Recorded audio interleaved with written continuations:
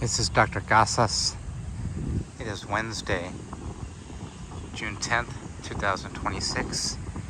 I'm here at the memorial at the Manila American Cemetery in Manila, the Philippines. And as I scan on the walls of this memorial, as I do the full 360, this is an absolutely massive memorial. There are the names of over 36,000 American service members who gave their lives for our country. Additionally, if you look in the background, there are 17,000 Americans buried here. This is an absolutely beautiful memorial to our fallen. And as you can see in the background, it's literally in the heart of Manila. And to one side, I forget which side, the Filipinos have their military headquarters. But as you can see, everywhere you look, there's hills, tall buildings in most areas. This is an absolutely gorgeous, incredible way to honor our fallen. Again, just to emphasize, there are over 17,000 Americans buried here. And on these walls, I'm gonna walk quickly, just pick one at random. So you can see the names of our service members. There are over 36,000 names etched into the stone walls here. These are all service members who gave their lives for our country during World War II. Absolutely unbelievable, humbling. So here we can just go to the first line, and there's John Anson. He was a machinist mate in the Navy. He gave his life for our country. And as you can see, so each one of these pieces has 1, 2, 3, 4, 5, 6, 7, 8, 9, 10, 11, 12. There's 2 apart, and there's 1, 2, 3, 4, 5, 6, 7, 8, at least 8 up. Same thing. Here's the honor given to them, the intro. On this side, you've got some of the maps of the battles.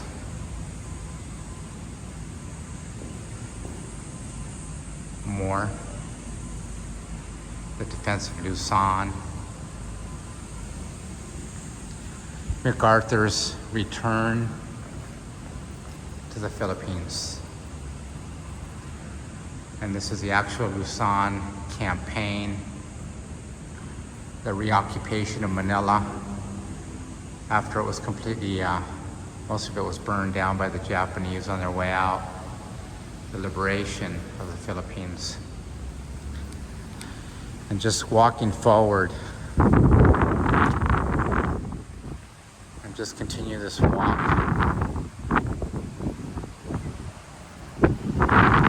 Wall after wall. That's just name after name of Americans. And here you have the gold star designates the Congressional Medal of Honor winners, awardees. And again, I continue my walk. Again, these names on these walls are service members who were killed in action, but their remains were not found, such as the horror of World War II. Here to my left, you can see in the distance more crosses of the 17,000 that are buried here. As I walk through, this is an incredibly humbling experience. And again, crosses to the left, crosses to the right.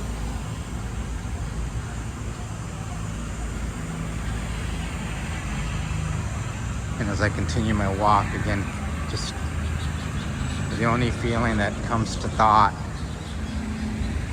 is how humbling it is to be here. And more crosses.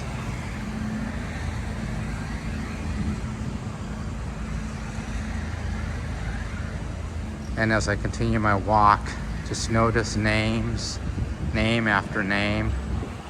Again, and there's more names.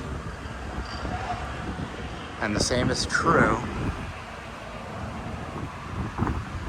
on the other side of the memorial, that's simply completely covered in over 36,000 names of American service members who gave their lives for our country. And this says it all. Here are recorded the names of Americans who gave their lives in the service of their country and who sleep in unknown graves, 1941 through 1945.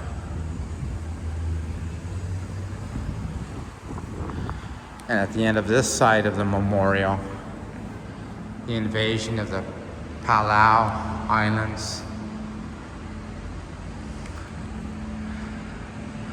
the timeline of the war through the Northern Solomons,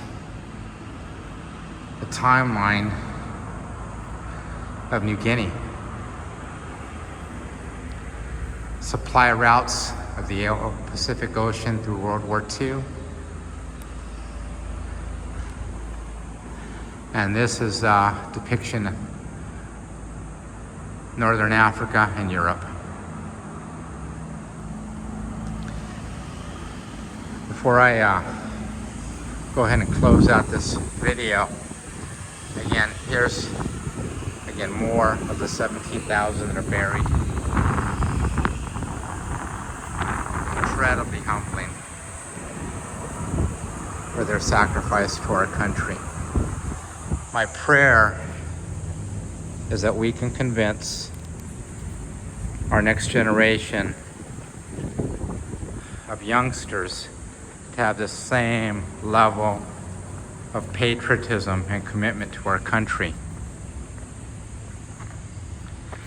And that each high school in our country has a JROTC program, and as part of their graduating requirement from high school, between their junior and senior year. And let me go on a tangent here, and there's more grave markers of our fallen. And I'm gonna walk this way. But to continue my thought, that each year between their junior and senior year, as part of their graduation requirements for high school JROTC,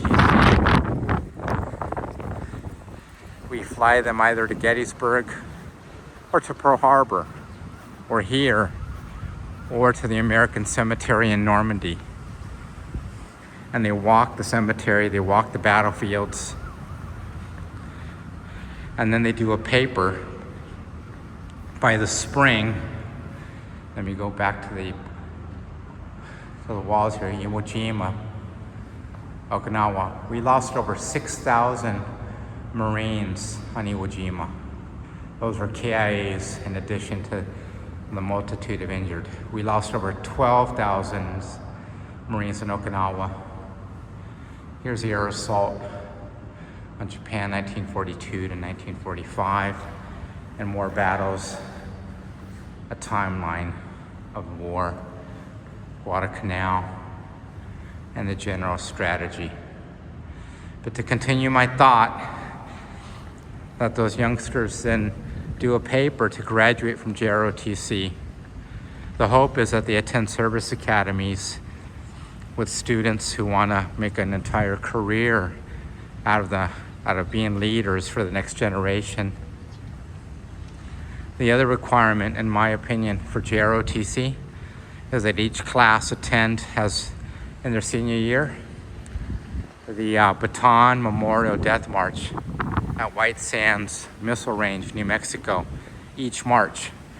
And given that they're still in high school, they don't have to do the entire marathon with the pack, but they have to do the 14.2 miler, which is what they call the honorary route. At my age, it was not an honorary route. It was absolutely work.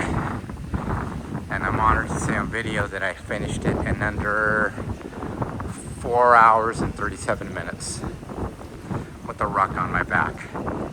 So for these youngsters, the whole point of it is they don't need a lot of weight, they just need their water and whatever else they need. But the point of it is that they start as a team and they must finish it as a team. So here I am again on the other side of the cemetery, and more markers. And on that note, one moment.